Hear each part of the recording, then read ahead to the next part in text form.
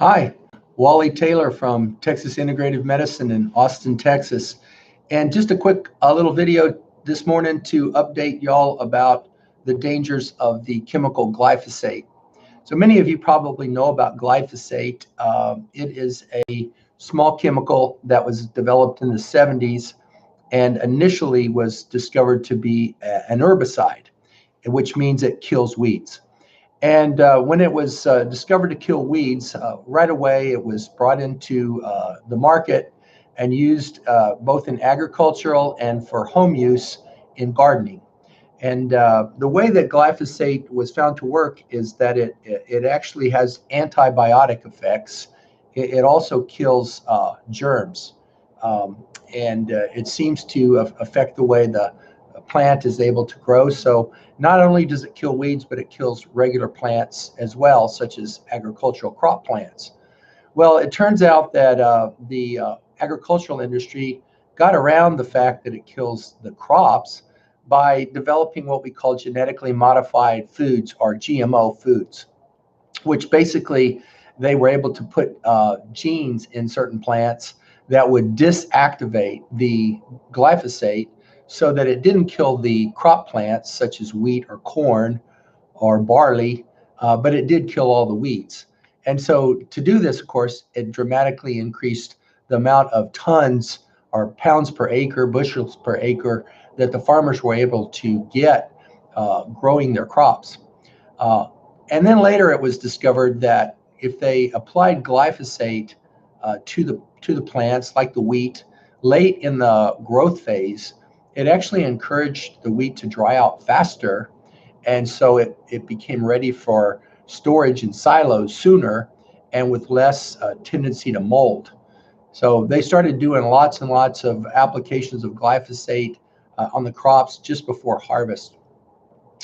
Well, for the longest time, it was always said that glyphosate was absolutely harmless to humans, even though we knew that it killed plants, and we found out that it was an antibiotic so that it killed bacteria. Well, over time, it's been discovered, lo and behold, that the glyphosate really isn't safe for humans. And recently, a ruling came down that awarded a man for millions of dollars due to the cancer that he had developed. He was able to show in the court that it had been caused by the glyphosate exposure.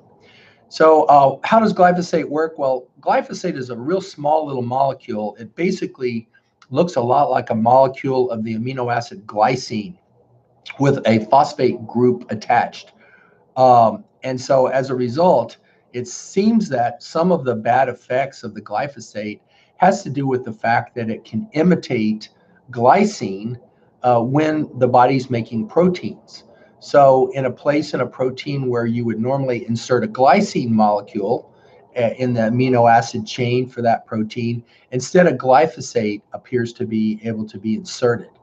And when that happens, of course, the protein is different. It's shaped differently because of the phosphate group. It bends in a different way, and it doesn't have the same effect as a protein that it would if it only contained the glycine. Now, we also know that glyphosate, when we get it in our bodies, primarily through eating or drinking, that it alters our gut microbiome. And most of you know that we have thousands of different germs living in our intestinal tract, and most of them are needed or necessary and certainly beneficial. They help us absorb our nutrients. They help us produce vitamins. They help us digest our foods. So our microbiome is essential to health. And there's lots and lots of research being done right now about the effects of the microbiome on our health. Well, it turns out that glyphosate appears to play a major role in altering the number of different germs and strains of germs that we have in our intestinal tract in a way that often can lead to disease. The other thing we know about glyphosate is that it injures the lining of our inner intestine in such a way that instead of the cells of our intestine being snug and intact like this, they actually become slightly separated. And we lose the integrity, what we call tight junctions, that are these little structures that hold our cells closely locked together. And then when those tight junctions don't hold up, and the lining of the gut becomes a little bit more splayed or open, this can lead to what we call leaky gut. And leaky gut isn't anything you can see with the naked eye. It's microscopic. But what it does is it allows for certain molecules in the tube of our intestine, along with the food and the microbes, to actually leak through the lining and to gain access to the layers of the intestinal wall beneath the lining cells. And this is where about 70% of our immune system lives. And so when these molecules leak through and begin to interact with the immune system there, it creates an immune reaction, which creates a lot of inflammation. Inflammation related to the production of many proteins such as immunoglobulins and cytokines, lymphokines, interleukins, these different peptides and proteins that are the signaling molecules of our immune system. And these actually circulate in the bloodstream and in the lymphatic stream throughout the body, even into the brain, where they can have significant health effects, not just in the intestine, but all over. So these just seem to be two of the major effects of the glyphosate. And unfortunately, glyphosate is everywhere. It's pretty much been discovered in wine. It's been discovered in most of the water supplies and often in many foods. So in my treatment of patients with chronic illness in my practice in Austin, Texas, we do a lot of chemical testing because many of our patients have a lifetime of exposure to toxins. That includes a test for glyphosate. And now after doing hundreds of these tests on different individuals, I have still yet to find anyone whose glyphosate level measured 0. So it always measures above 0, and oftentimes it can measure in the very high levels. But most people have, an average amount, but I still think that that average amount is enough to lead to significant problems that can lead to chronic illness.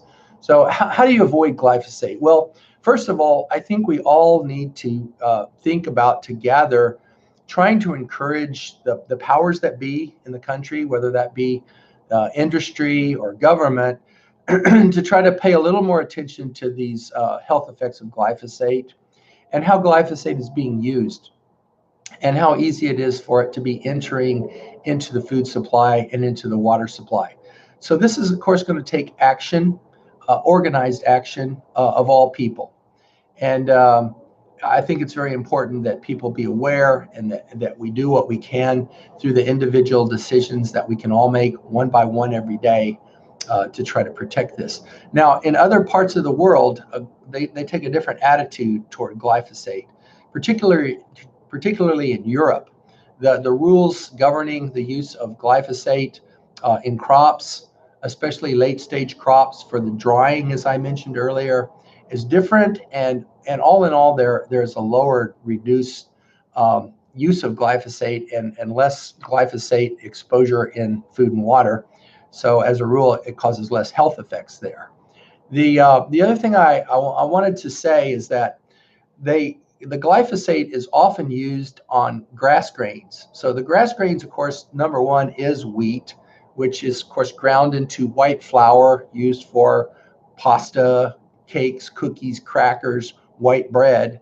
And so one of the reasons that wheat can be so hard on the body and cause so many bad health effects is not only the fact that it contains a natural plant toxin called a lectin or gluten, but also because it's got so much glyphosate on it. And this isn't just true of white wheat. It's also true of all of the other grass grains: corn, rice, barley, sorghum, oats, millet, and so forth. So when I talk to my patients about avoiding grass grains, it's partly because I want them to avoid these plant toxins called lectins, which can also contribute, again, to leaky gut by a slightly different mechanism, but also because I know that it's one way that they can significantly avoid as much exposure to the harmful chemical glyphosate. So the other thing I would say is that, to get rid of glyphosate out of your body, you want to keep your mechanisms of detoxification working at their best. So we want to drink lots of clean water every day. This helps encourage the liver and kidneys and sweat glands to flush the toxins out. We also want to eat just as organically as we can, and we want to make sure that our body has all of the proper nutrients that we need in order for these mechanisms to get rid of toxins to work normally. So that would be all your water-soluble vitamins, such as vitamin A, C, and E, and the B vitamins. Also the valuable minerals, magnesium, potassium, calcium, zinc, and the trace minerals, such as chromium, vanadium, molybdenum, and so forth. We also want to take some of the important fatty acids that may not be made by the body, such as the omega-3s, which are often available in either flaxseed oil or fish oil, and the important phospholipids made from cholesterol and other lipids containing phosphates, which are very important for our cell membranes. These are often found in egg yolks, but often it's a good idea to supplement phospholipids, which can be from things like sunflower lecithin. So anyway, just a quick little note about glyphosate, something we all need to be aware of. We need to be trying to reduce our exposure to glyphosate. We need to understand how we can keep our mechanisms of detoxification working at their maximum to try to get glyphosate out in order to avoid the many adverse health effects that it has on our body, even now shown to be a root cause of leaky gut and cancer. So I hope that you've enjoyed this video, found it useful. If so, please share it to family and friends. Please comment, follow our YouTube channel, and more than anything, have a blessed day.